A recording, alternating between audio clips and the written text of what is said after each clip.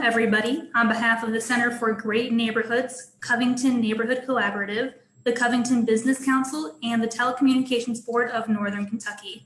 My name is Julia Fair. I'm the Northern Kentucky Government Watchdog reporter for the Cincinnati Enquirer through the Report for America program, and I'm going to be your moderator this evening. We have 5 candidates here tonight vying for 4 spots on the Covington City Commission. We have 3 incumbents, Michelle Williams, Tim Dowing, and Shannon Smith. We also have 2 newcomers, Ron Washington and Terrace Horton. The questions tonight were developed by the CNC and the CBC. Those are the questions that the candidates will get first. CNC volunteers will monitor Facebook for questions and will select a few more for me to ask candidates. The CNC will select audience questions that help cover a broad array of topics, are relevant and applicable to all candidates, and that address matters that concern many Covington residents. Candidates have 1 minute to respond. When their time is up, I will thank them for their response. A CNC representative will keep time and notify us when there's 15 seconds left and when time is up. If you keep going after your time is up, I will politely ask you to stop, but we do have a mute button option this evening, so please keep it brief. We will rotate the order in which candidates answer questions. And then at the end, each candidate will have 3 minutes for a closing statement. So we are going to start with the first question. First question tonight: what one skill or quality are you bringing to the commission that sets you apart? So we're gonna go to Terrace. Thank you guys for putting this on, by the way. Quality. What quality did I have that sets me apart from all the rest of my constituents? It's the fact that I'm not a part of the good old boy system that's currently in Covington politics right now. Each of the people who are, each of my opponents or constituents, they're a part of the system that is involved in Covington cronyism and nepotism that's going on in our government right now. They're doing a fine job as far as economic development goes, but the quality that I would bring is I would be able to listen to the people. I'd be the voice of the community, and I would be there. I've been in the community. I'm a business owner and community activist for the community, and I would be there to listen to the residents of Covington, because that quality is very important, because as we are moving forward in economic development in Covington, we are losing the people. We're losing the residents. We're losing the people that it matters to the most. And I think that's a quality that should be the most important to the voters, because the voters are voting us as commissioners in to speak for the people and make decisions for the whole community. And my quality is be able to listen to the people of Covington and not being a part of the good old boy system already in place. All right, we're going to move on to the next question. Question 2 tonight.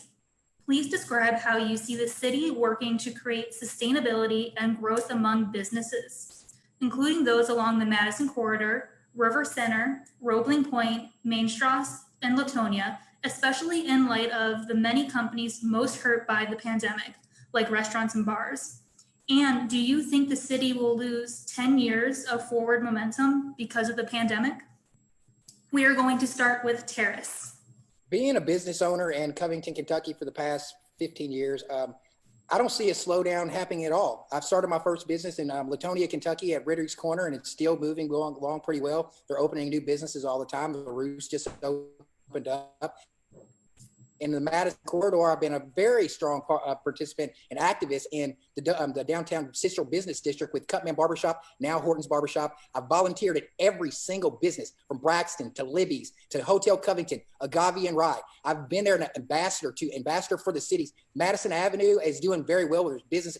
And the pandemic has done nothing but improve the business in Covington, because all the business owners have come together, and we've shown just how strong we are in Covington. So I don't see any slowdown in the next 10 years. We're just going to get stronger and stronger, especially with me being a commissioner. All right, third question is, do you support reinstating the pumper at Company 1 and support fully staffing all firehouses? And we will end with Terrace. As being the only person on this constituent on this board that was not endorsed by the fire department, I can speak freely on this. I would support Pumper 1 because with the IRS building that the new land that we've acquired, that's going to take Pumper 1. We're going to need more. If there's a fire that comes up, water puts out fires. So I would support restaffing and restaffing Pumper One. Also to mention, you know, Ambulance 4 on Holman Street, if they get a call, they handle 70% of the calls. So I would strongly support restaffing or keeping up with the staff of the fire department. Also, the SAFER grants. I think we should expand on the SAFER grants with the CARES Act money that was granted to the city of Covington. Also, there's a thing on the fire department called move up pay. Say if you're a regular firefighter and you have to work in the sergeant's space, you should be paid for what the sergeant is making on that move up pay. So there's lots of moving things inside the fire department that I know I didn't receive the endorsement, but I'm telling the firefighters, I will be working with you guys every step of the way as your commissioner. The CBC has been focused on creating a business improvement district for the past decade. Without success thus far, critics have suggested maybe the city has not developed enough to benefit from the services rendered by such a plan. Given that real estate investments has topped $500 million in this time, is the timing finally right to create a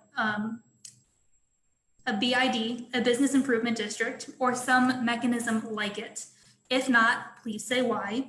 And if yes, please describe the best course of action to be taken to solidify your support.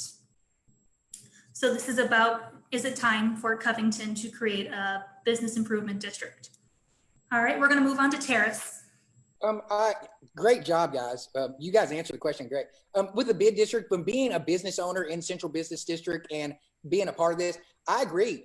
I would not want to see this go unless every business owner had an equal say and we were able to put it to a vote and we had a board and it's a diversity and inclusion board and it just didn't include the big boys like the Braxtons that make all the decisions for the Hortons barbershops. You know, it needs to be a collectively all across the board, truly diverse and inclusive board that makes a decision. I wouldn't support it unless it was truly diverse and truly inclusive to every business owner around there. Because right now what's going on when I say good old boy system, right now there's a select few people at the top that are making decisions for everybody else. And that's why I jumped in this race, because I wanted to see certain things go on in the community to help the people of the community, and other businesses said no. So that's why I would support it if everybody was equally across the board supported. But if it was just one group making the decisions for everybody, I would not support it. City Heights is isolated, in disrepair, and there has been mention of plans to tear it down. Do you favor a plan to demolish City Heights? And if so, what do you want to replace it with? And where would you relocate the families that currently live there? Okay. Terrace, you're up. With the City Heights project, I'm coming in late on the City Heights project because it wasn't, I'm honest, it wasn't a focal point of mine. But when I started delving into that and I seen who was on the board, when I talk about the good old boy system, the same administration that is on the board for the City Heights and relocating the people of City Heights are the same current administration who run the good city government. And that's the people, the constituents that's on this call right here. So they should have a better go, because I'm getting messages, and I'm just a candidate, from residents in City Heights showing me property damage that is unacceptable.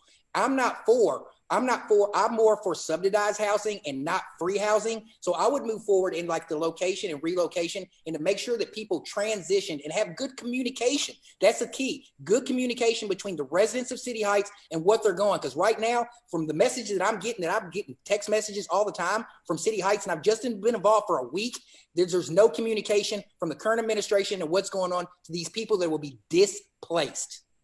All right, question 6 tonight. How would you describe the status of race relations in the city of Covington? Please describe what we could do. Please describe what we could do to make the city a more safe, equitable, and welcoming place for all. We're going to move on to Terrace. If you look at this board, the constituents that I have, you can see just how diverse Covington is. It's a great place to live. If anybody's on the outside that ever comes to Covington, you just feel it when you're here, that no matter your color, your race, your gender, your sexual preference, anything, you have an opportunity to make it in Covington if you decide to live here. The thing that I'm concerned with the most is like 100 miles away, the city of Louisville is up in flames. And I want to make sure, and I've stood beside the police officers whenever they had their police rally, or they were playing dirty music and screaming at the police officers. And I'm pro-police, and I will make sure as a commissioner that that kind of behavior would not have a foothold, not one foothold in this city. I'm all for everybody being treated equally. And as a commissioner, I will treat everybody with the same respect and invite people to this, to our community. And I've done it by example. I'm just not talking. I've done it by example. Recently, the city took out a $30 million bond, mainly for the IRS project. Would you support using the proceeds from the sale of these properties to pay off the bond? I mean, I'm like I said, I'm honest. I have no idea. I mean, $30 million. I mean, I'm going to yield my time to someone who knows more about this. I'm an honest guy. I'm not going to sit here and try to lie to anybody and say what I would do. I have no idea about a $30 million bond, and I would have to know more about that than to speak on that. I'll yield my time to someone who does know something about that. All right, fair enough. It's a regionalism question. How can the city strengthen regional partnerships with partners like Kenton County, South Bank, and other River City communities to address regional issues like affordable housing, social services, infrastructure, and economic development? As far as regionalism goes, like Shannon said, we talked about this in the last forum. I would be supportive of it if, number one, Covington wasn't left with the bag to make all the decisions. Because lots of times in Covington, what I see, like Covington will be like with the homeless situation. The homeless situation affects Covington more, and all the other the regional cities that surround us, they don't have to worry about the homeless situation because it's a Covington situation. And I would hate for Covington to come on and say, yeah, we're going to spearhead this regional force and form a committee, and then everybody depends on Covington to do everything and not hold. If Covington did it, I would want us to hold them accountable and work right along with Judge Knockelman and all the other relationships that we built with, like Justin Otto and Newport and Catherine Roberts and Ludlow and Catfish and Paul Miller. And we would work with relationship with those guys and do best practices. But if it meant Covington, Kentucky had to take attention off the residents to help other communities, I put Covington first. All right, we're going to move on to the 9th question of tonight. How do you stay in touch with and make sure you're responding to the needs and desires of the constituent voices that aren't always the loudest or the most prominent? This is like an alley-oop for my campaign. Horton hears you. The reason why I jumped into this election is it's to be the voice of the people, because as I'm walking and I'm knocking on doors, it's a constant thing. We are not heard by the current commission. That's why I tried so many times to work within the current commission and say, hey, I got this idea. I've got this idea. And I'm a business owner who really felt like I was a part of the system. But I came to find out that I was not, I keep saying, the good old boy system and the nepotism and the cronyism that goes on. I will be the commissioner that will truly listen to the people, and I would not be afraid to go against, and they say I'm a little confrontational. I would confront the things that need to be confronted. If people are not being listened to in the community and it's just being tossed around within the commission and not sense of urgency is not there, I will be the commissioner that will listen to the people and hold the commission accountable, all of the commissioners, including myself. Thank you. How can we increase cooperation and collaboration between the city and our schools to increase opportunities for students? You know, with the school system, this Covington Independent School System, I've been involved with I was elected site board council member whenever I was a parent. And I know that Ron volunteers there as well. So he can echo when I say, we got to get involved as commissioners. We have to get involved and be a part of Covington Independent Schools. Because if we're going there and we're just saying, hey, Mr. Garrison, we need you to do this, and you don't have a relationship with them, that's like him coming to saying to the city commission, telling us what we need to do in the city commission. We have to form a relationship with these people and sit on these boards and go to these meetings and listen to what the people say. And Tim mentioned the Connect, the Covington Connect, great program that the city of Covington offered along with Cincinnati Bell. But what about sustainability? When these kids come home and these computers are broke, and we need to recognize that the kids' struggles. When they're coming home with those computers, well, they got to worry about Ray not stealing it to go sell it for dope. This is realities that we need to have sustainability, and we need to hold accountable. And like the committee members and the commission needs to be working in conjunction with the board of education and the superintendent to make better relationships. Thanks. We need status and responsibility known for the non-working fire hydrants on Russell and 13th Street. These have not worked for years. Another fire last week nearly killed a girl and hoses were pumped from other blocks. This delay in getting water access is costing lives and property. What can you do? Water puts out fires. So we need to have access to all these fire hydrants as much as we possibly can. And in Covington, we have an awesome fire department. And I would lean heavily on them to tell us what we need to do.